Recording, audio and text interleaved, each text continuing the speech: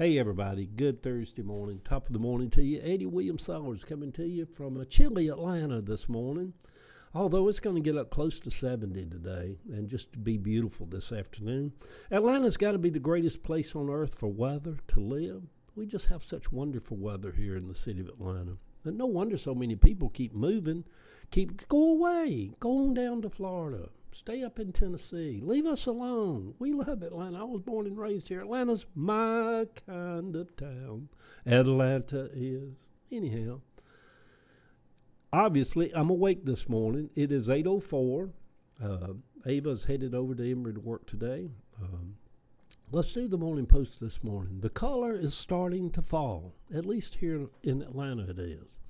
Now that Ava's 40th birthday celebration is over, she said while we were on our walk yesterday, when I turn 50, I want to buy an old Lincoln Continental and dye my hair gray and ride around Atlanta as an old woman. I said, you have to wait until you're 60 to do that kind of stuff. 50 is just way too young for that. Everybody has their own perspectives about aging. It is like a dance that we all do or have to learn to do if we are lucky or fortunate enough to be around to age. To learn the dance of aging. Millions never got to learn that dance. I find humor in most situations in life. Aging offers a lot to laugh about. It seems over my life, though, I have known many more people that died younger than older. Maybe that was just some bad genes running through the family. It is funny how someone in their 40s thinks that they are getting old. But in my 40s, I thought I was kind of over the hill also. Now, at 70, it's downright laughable. When you're in your 40s, you go to the doctor and they offer you a whole smorgasbord of remedies for everything. At 70, they start to say, well, you are getting to that age. What does that even mean? You are getting to that age. We know what it means. I've seen passionate, don't it? It means you can't live forever without them having to come right out and say, you ought to just be satisfied that you're doing as good as you are doing at your age. We know what the doctors are saying. God bless them. We love them, don't we?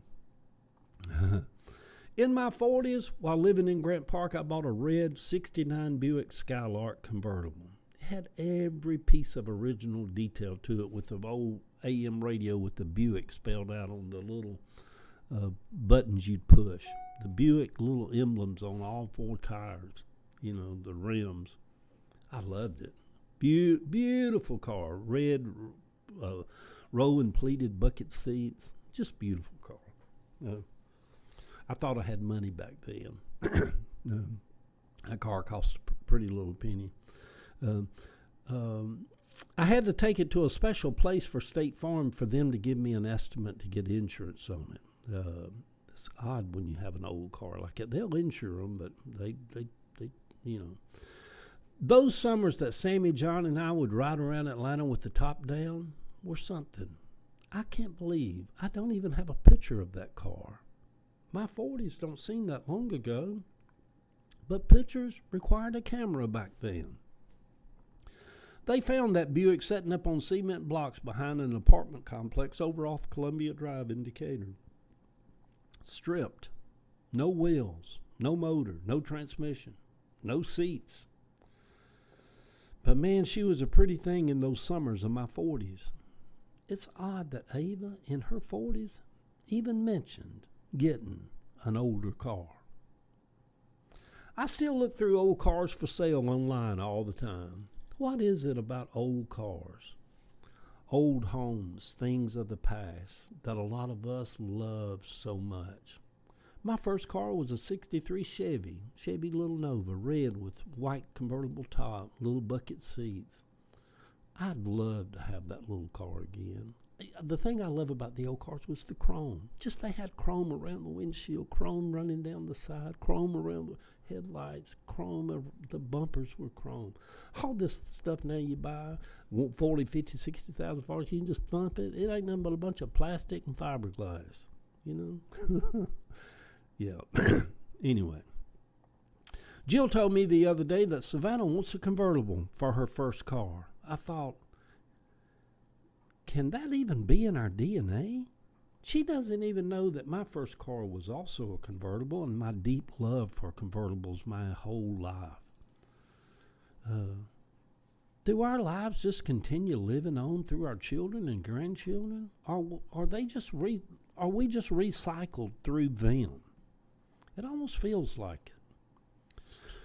You know what doesn't change? The Epstein files. As more and more of them are released, don't act shocked.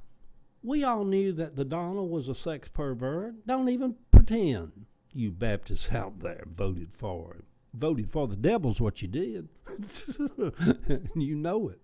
And you know it. We all knew that the Donald was a sex pervert. But in fairness, maybe we all have had periods in our lives where we were a little perverted. I have. Yeah.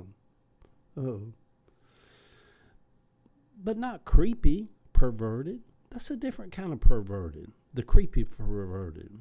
For men like Donald Trump, like young girls, children. We can call them the children. It's creepy, isn't it? Just creepy. And just to think, we had to listen to MAGA, you people out there that's listening to this right now, with your self-righteous little Bibles judging gay and lesbian people. We had to listen to you for years. Talking about, the children, there's sex trafficking children out of pizza parlor basements, and the Democrats and the liberals are sex trafficking children. I had to listen to your foolishness for years with all that. You're ignorant, just ignorant. You bought into every bit of it too, didn't you? Look at you. Now you look like a fool, don't you? You just look like a damn fool. That's because you are. Had to listen to you for years talking about children being sex trafficked. What a bunch of hypocrites, y'all. Good heavens. As he is on the verge of pardoning Ghislaine, your leader, the sex pervert himself, is going to pardon another sex pervert, Ghislaine.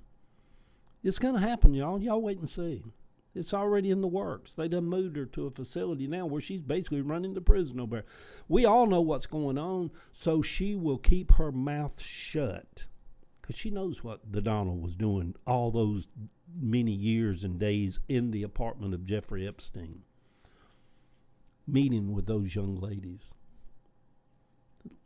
Meeting with those children. Stop it, Eddie.